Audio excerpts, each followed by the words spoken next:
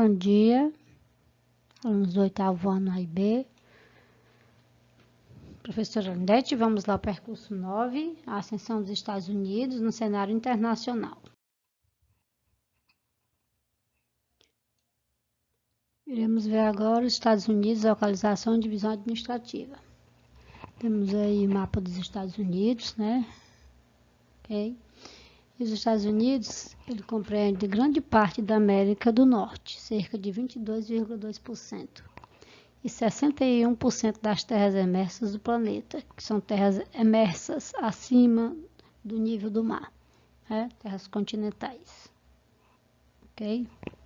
Limita-se ao norte com o Canadá, a leste com o Oceano Atlântico, ao sul com o Golfo do México e com o próprio México, e ao oeste com o Oceano Pacífico.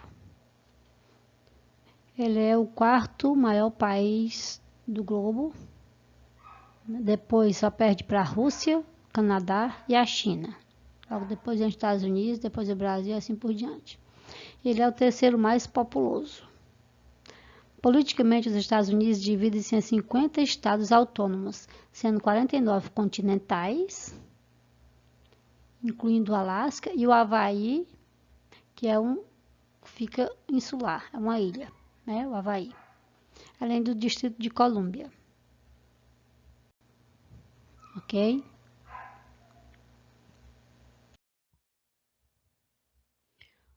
Os antecedentes da formação da grande potência. O início da formação dos Estados Unidos deu-se no início do século XVII, quando foram criadas as primeiras colônias europeias estáveis, a Jamestown, que hoje é Virgínia, e a Nova Amsterdã, que hoje em dia é Nova York. Posteriormente, 11 colônias foram fundadas, formando as 13 colônias inglesas.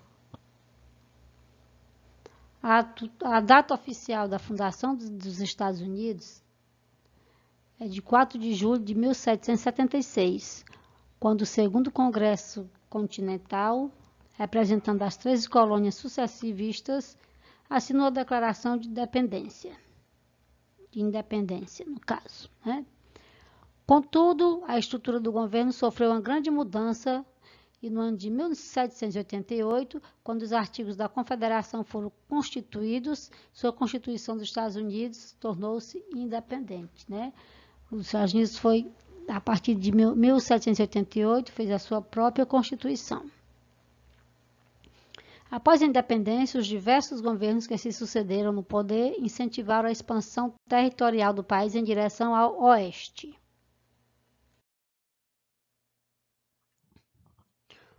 O ato da propriedade rural, o Destino Manifesto, que vem a ser isso.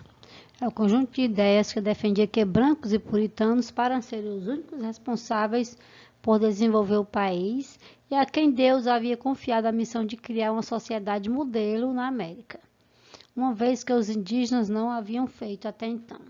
Os indígenas não haviam feito porque o interesse dos indígenas era a sobrevivência.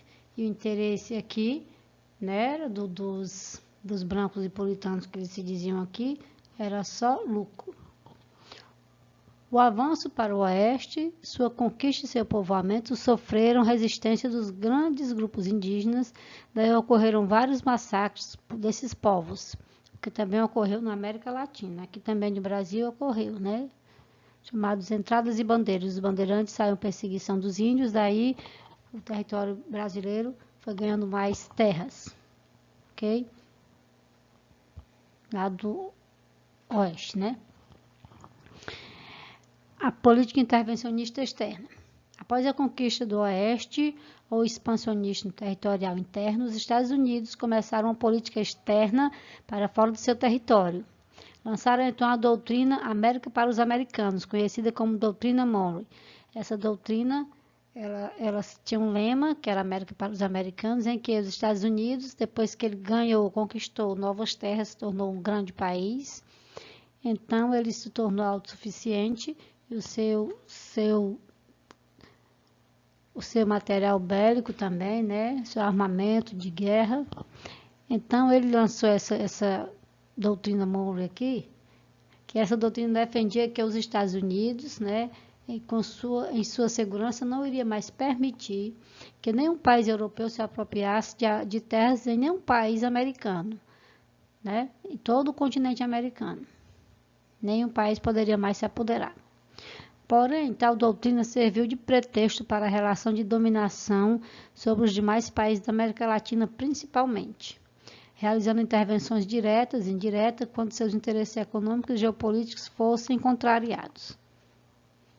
A partir daí gerou, né, toda uma dependência política e financeira nos demais países. Os Estados Unidos criou a sua supremacia no continente americano. E hoje em dia ele é capaz de criar massa de manobra no mundo todo, né?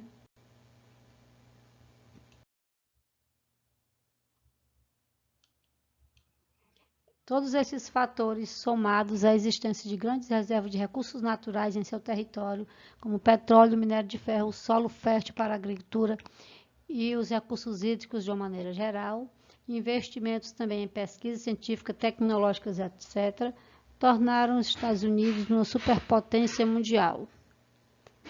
Atualmente é o país com o maior PIB do mundo.